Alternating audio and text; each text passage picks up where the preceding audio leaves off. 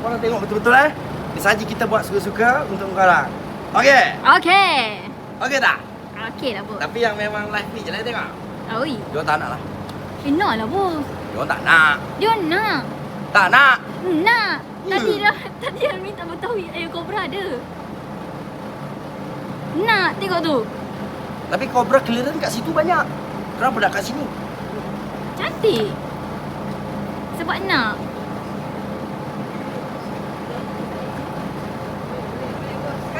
Kasih bos. Diorang nak. Kata, bos, nak lah, bos. Bos. Cepatlah bos. Cepat, bos. Nak Cepatlah lah, bos. bos. Buat hijau ni.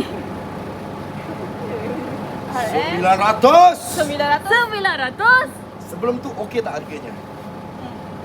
Tak okey kita cancel tak nampak. Diorang letak harga 99. Aish! Jual letak 99. Rugi RM99 aku. Boleh tambah lagi lah. Okey, bos okey. batangnya tu. Okey. Okey. Sorok mana tu? Boleh tunjuk ke? Tenet. Kita main teka je. Tenet. Jangan aku gabungan bos. Aku pun tak tahu susunan sini, geng. Cari yang senang je lah. Alamak. Bos. Dekat tak? Serius lah? Mark, geng. Mark betul-betul. Bawa je duduk kat sini ni. Coraknya. Harganya. Dapat tak dapat? Dapat. Okey dah. Cepat, bos. Dah dapat. Diorang Dah. dapat tak? Dah dapat belum? Tadi jelas harganya. Saya dah cincang. Okey, jelas. Gua payung lu RM4,099. Suka-suka. Okey, dapat dah. Dapat. Okey. Dah. Okey. Okey.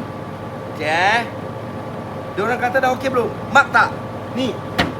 Ada si on the way. Buset tau ni, geng. Siap cushion. Oh, dapat. Okey, next. Okey, next. Esok mari diorang kata. Ada lagi bos.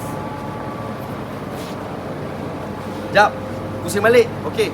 Ni geng. Okey, kita dari sini. Okey, jap. Kau nampak dulu. Kalau kau nak masuk dari sini. Okey. Sebab yalah diorang dalam live tu kurang jelas. Ada nak tengok tak haluannya betul-betul? Ada yang nak tengok tak betul-betul kalau korang datang arah mana, kat mana tempatnya? Senang. Jadi mudah. Okey. Nak, boleh tunjukkan? Alamak, ada yang cakap esok jangan mari. Sekejap lagi saya sampai 10 minit lagi. Okey, tengok Okey. Jalan.